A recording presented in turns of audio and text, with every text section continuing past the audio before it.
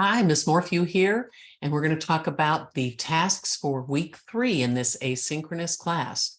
What do you do about this informative speech video? Remember to use your course outline as a guide. In this asynchronous winter term class, we had lots of links in week 2 that showed us resources for how to fill in that outline plan, including the works cited, and to really appeal and look at the structure of your body.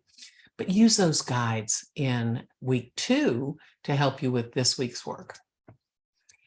Communication leads to understanding. Good communication leads to understanding. And that means it needs to be interactive between the sender and the receiver. I provide feedback, and sometimes you see friends' feedback or peer feedback in your discussion post. But if you want to get Morphew's feedback, it may come in emails, it may come in your grades. To check your grades, please go to Assessment and pull down to Grades. You'll see an entire list of our assignments, and I write notes quite often. When you turn in your outline this week, it is going to if it comes in early enough, maybe get some feedback. And I often provide that feedback in audio links or video links. So it will tell you in the text of your grades if you need to go to click on that particular Dropbox to hear or see that feedback. Your informative video asks for a few things, and that's our big task this week. And once you learn from what is expected in this speech, you'll be able to apply a lot of that for your last 2 speeches. Gosh, this goes fast, doesn't it? You'll need your outline plan. Again, see your links in week 2 if you need to look at some resource like how to make sure what I know transitions are, or how to write the planned out section of saying my citations, for each of my sources. So you can either see the links, chat with Ms. Morphew, or go get some help from some of your peers who seem to be successful in all this. If you submit your outline early, I may be more likely to give you feedback before you even record.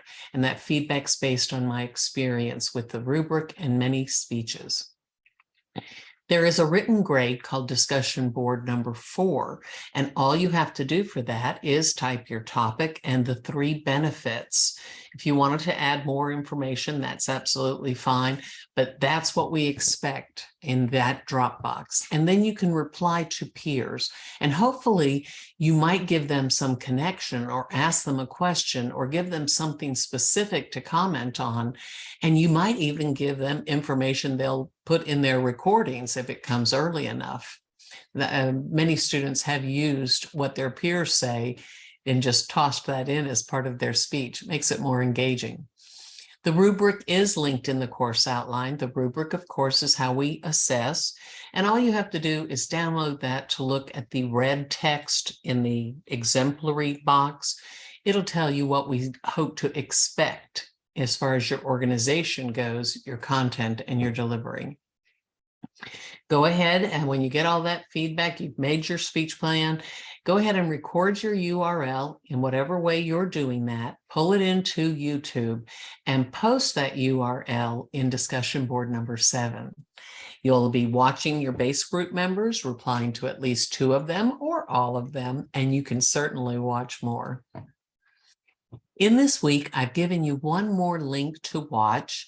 It is a 6-minute-ish video by Vanessa Van Edwards, who is the lead researcher with Science of People, someone that I follow, an influencer that I follow. And I find that this particular video gives you just a few ideas that may help you on all your future communications, including your next 3 speeches. You have that base group. I sure hope you've connected with them. And remember that we'll be evaluating each other in this base group process later. However you guys have figured out to communicate, whether it's in the discussion board I gave you or it's in some other method, connect with each other and help each other.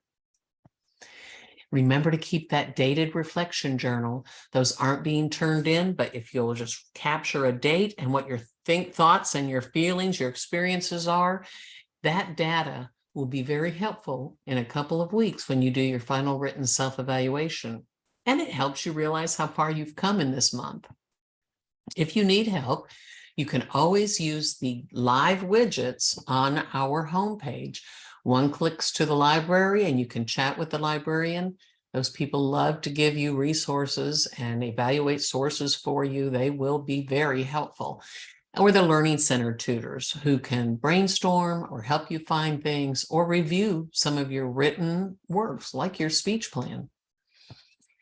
To recap, for the informative speech, research, go out into the community or look at your digital online sources, and remember to keep those works cited entries in your whatever app you're using to make it in the right format. You may keep a few notes there for yourself.